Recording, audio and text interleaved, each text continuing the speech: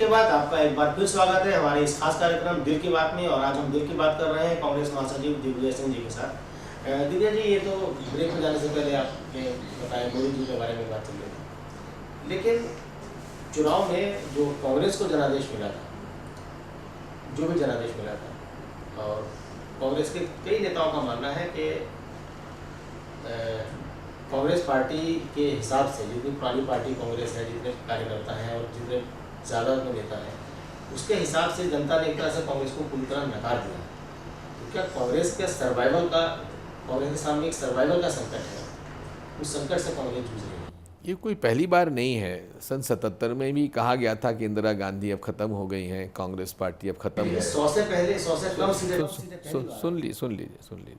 उसके बाद ये भी कहा गया कि जब राजीव जी की हत्या के बाद चुनाव हुए, उसके बाद 96 में, 98 में, 99 में सबने यही कहा कि अब तो कांग्रेस समाप्त हो गई है, नेहरू गांधी परिवार समाप्त हो गया है। लेकिन फिर हम 2004 में फिर लौट के आए, 2009 में हमने और अधिक मेजॉरिटी कर दी। तो ऐसा नहीं है, कांग्रेस पार्टी का आज भी अस्तित्व हर गांव, हर शहर, हर मोहल्ले में है। यही है कि उन्होंने 10 साल हमको मौका दिया, प्रजातंत्री व्यवस्था में परिवर्तन चाहते थे, परिवर्तन करके दिखा दिया। अब जिसको चुना है उससे जो उम्मीदें हैं वो पूरी करें। हमारा काम चौकीदारी का है, चौकीदारी करेंगे। और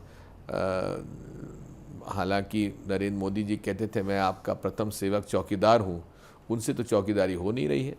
उस चौकीदारी के बजाय जितने भी भारतीय जनता पार्टी के मंत्री हैं और भारतीय जनता पार्टी के नेता हैं, उनकी ही चौकीदारी कर रहे हैं और उन्हीं की देखभाल कर रहे हैं कि कौन किससे बात कर रहा है, कौन किससे मिल रहा है।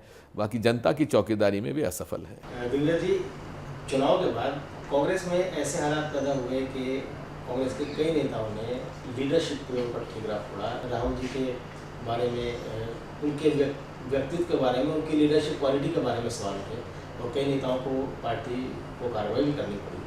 तो क्या ये माना जाए कि जो मौजूदा लीडरशिप कांग्रेस की है वो? यूसुफ भाई, ये भी कोई नई बात नहीं है। 77 में संजय गांधी के लोग पीछे पड़े हुए थे और वही संजय गांधी फिर उभर कर वापस लौट के आए, उन्होंने कांग्रेस को वापस लाए। तो कोई नई बात नहीं है। हमेशा याद रखिए कि जैसा कि एक कहावत है अंग्रेज़ी में, success has many fathers but failure is an orphan. ये क्यों भूल जाते हैं कि 2004 में राहुल गांधी जी, सोनिया जी, डॉक्टर मनमोहन सिंह जी के नेतृत्व में हम लोग चुनाव जीते, 2009 में फिर जीते।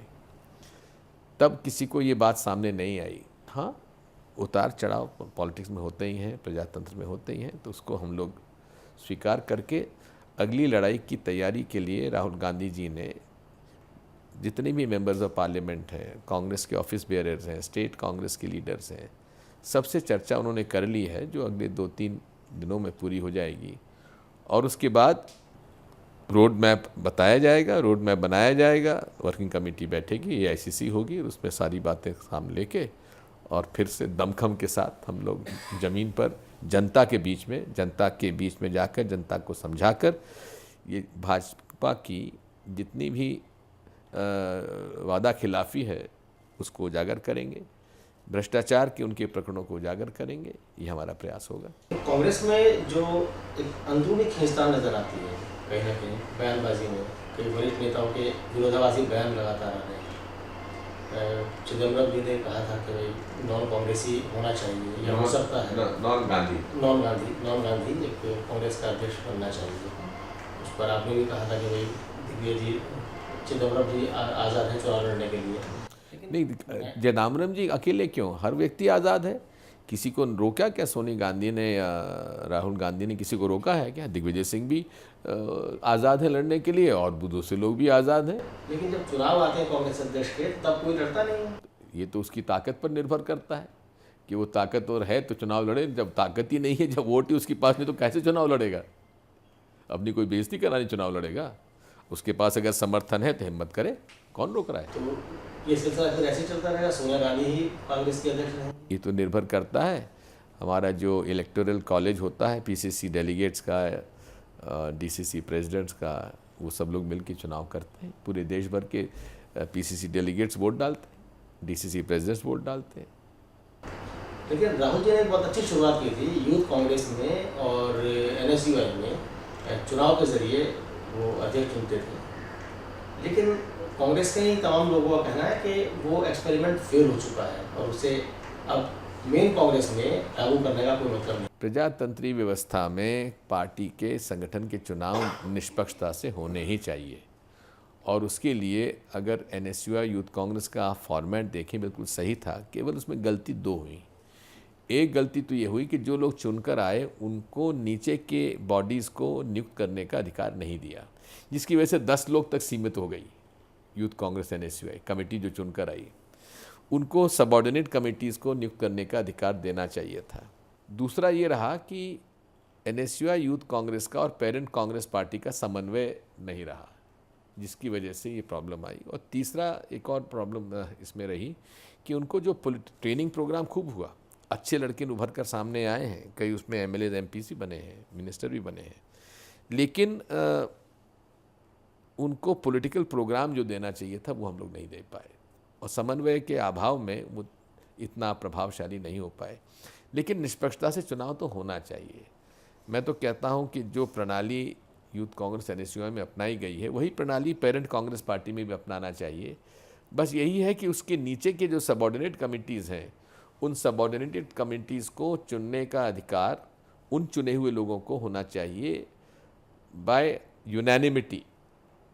यूनैनिमस ही नाम हमको तय करना चाहिए, बाय वोटिंग से नाम तय नहीं करना चाहिए, उसमें दिक्कत आती है। लेकिन सेंट्रल वर्किंग कमेटी का चुनाव तो अलग से होना चाहिए। तो आपने बात कही कि साहब ये कमियां रह गई, 3-4 कमियां आपने गिनाई, तो इसके पीछे वजह क्या है, क्यों ये कमियां रह गई? मैंने आपसे कहा ना कि इसमें थोड़ा सा स्ट्रक्चर में फ़र्क था, लेकिन उसको सुधारने का प्रयास किया जा रहा है, और यही उसी के लिए सब मीटिंग हो रही है। मेन कांग्रेस में आपने बात की कि चुनाव भी होना चाहिए और जो चुने हुए लोग आएंगे उनको अपने सबऑर्डिनेट नियुक्त करने की मिलनी चाहिए परमिशन। तो मेरे ख्याल में चुनाव तो मेन कांग्रेस में आखिरी टाइम में शायद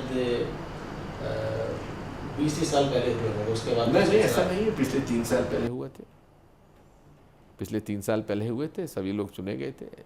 प्रदेश कांग्रेस कमेटी के डेलीगेट्स, जिला कांग्रेस कमेटी के अध्यक्ष, एआईसीसी डेलीगेट, एआईसीसी प्रेसिडेंट सब चुने गए। कांग्रेस पे एक आरोप और ये लगता है कि कांग्रेस की कमान अब उनके हाथ में है, खासकर राहुल जी के हाथ में, कि उनके अंदर एक मुस्तकिल मिजाजी नहीं है, निरंतरता नहीं है, वो किसी मतलब फुल टाइम पॉलिटिशियन नहीं है। संजय गांधी के बारे में आपने बात की, संजय गांधी को 75 में निकाल दिया था, 77 में, लेकिन वही संजय गांधी कांग्रेस को लेकर क्या है। राहुल जी के बारे में ये आरोप अभी तक 10 सालों में हो गए कांग्रेस में, और कहीं ना कहीं ये कमी खलती है कि वो फुल टाइम पॉलिटिशियन अभी नहीं बने। नहीं, फुल टाइम पॉलिटिशियन है। अब यही है कि वो जिस तरह से मोदी भाषण ठोका करते हैं, कंटेंट वही है, लेकिन भाषण देने का उनको शौक़ है, उनको तो मौका मिलना चाहिए। वहाँ पे मंगलयान का वो हुआ, उसमें आयोजन में जो डायरेक्टर थे वो चुप रहे और ये 45 मिनट भाषण ठोकते रहे और श्रेय लेते रहे। तो कुछ लोगों को भाषण ठोकने का और टीवी पे देखने का और प्रचार प्रसार का शौक़ होता है, कुछ को नहीं होता है। तो अब ऐसे ही आदमी से मुकाबला है तो फिर भाषणबाजी तो करनी है। हाँ, तो भाषणबाजी से लोग क्या, भाषणबाजी से लोगों का पेट भर देंगे मोदी जी? क्या भाषणबाजी से ही विदेश का धन आ जाएगा? क्या भाषणबाजी से किसानों का पेट भर जाएगा या गरीब का पेट भर जाएगा? ज़रा जाकर देखिए, गुजरात का बड़ा डेवलपमेंटल मॉडल है। ज़रा देखिए कि वहाँ सबसे ज़्यादा गरीबी बढ़ी है इनके समय में, सबसे ज़्यादा कुपोषण बढ़ा है इनके समय में। ये केवल बड़े लोगों के लीडर हैं, रिप्रेजेंटेटिव हैं, गरीबों के पक्षधर नहीं है ये। लेकिन राहुल गांधी जी पर आरोप ये भी लगता है कि जो नॉर्मल बातें होती हैं वो ढंग से कन्वे नहीं कर पाते हैं। अगर ये कमी दूर नहीं होगी तो फिर मोदी जैसे लफाजबाज से या जो आपने कहा कि वो भाषणबाज हैं, उनसे कैसे मुकाबला कर पाएंगे? यूसुफ भाई, बात यह है कि हर आदमी में भाषण की कला नहीं होती है, लेकिन उनके भाषणों में कंटेंट होता है। कुछ लोगों में कला भाषण की बड़ी ज़बरदस्त होती है, लेकिन कंटेंट कुछ नहीं होता है। जहाँ भी भाषण देते हैं, अगर उनका जितने भाषण है ज़रा उनके पॉइंट्स उठा के देख लीजिए, वो कभी भाषण देते हैं, कौन सा नई बात करते हैं। देश में भाषण देंगे तो 60 साल कांग्रेस ने कुछ नहीं किया, विदेश में जाकर कहेंगे बड़ा मजबूत भारत हो गया है, तो ये प्रधानमंत्री से हम लोग यही उम्मीद करें कि तुम भारत में कुछ बात कहो और बाहर जाके दूसरी बात करो। मूल बात यह है कि राहुल गांधी जी एक बहुत ही सिंसियर पढ़े लिखे व्यक्ति हैं और वो अपना इस पूरे संगठन को मजबूत करने के लिए डिसेंट्रलाइज्ड तरीके से काम कराना चाहते हैं और रीजनल लीडरशिप बिल्डअप करना चाहते हैं, डेमोक्रेसी इस पार्टी में लाना चाहते हैं। ये उनके लक्ष्य हैं, उनको करने दिया जाना चाहिए। जय दिग्विजय जी, इस कार्यक्रम में जुड़ने के लिए और बेबाकी के साथ अपनी राय रखने के लिए आपका बहुत बहुत शुक्रिया। तो ये तो कांग्रेस महासचिव दिग्विजय सिंह जी, जिन्होंने हर मुद्दे पर, चाहे वो कांग्रेस से जुड़ा मुद्दा रहा हो या चाहे राष्ट्रीय राजनीति से जुड़ा मुद्दा रहा हो, बहुत ही बेबाकी के साथ अपने दिल की बात रखी। और इस कार्यक्रम में इतना ही। अगले हफ्ते फिर मुलाकात होगी किसी और शख्सियत के साथ, कुछ और मुद्दों के साथ। तब तक के लिए मुझे दीजिए इजाज़त। नमस्कार।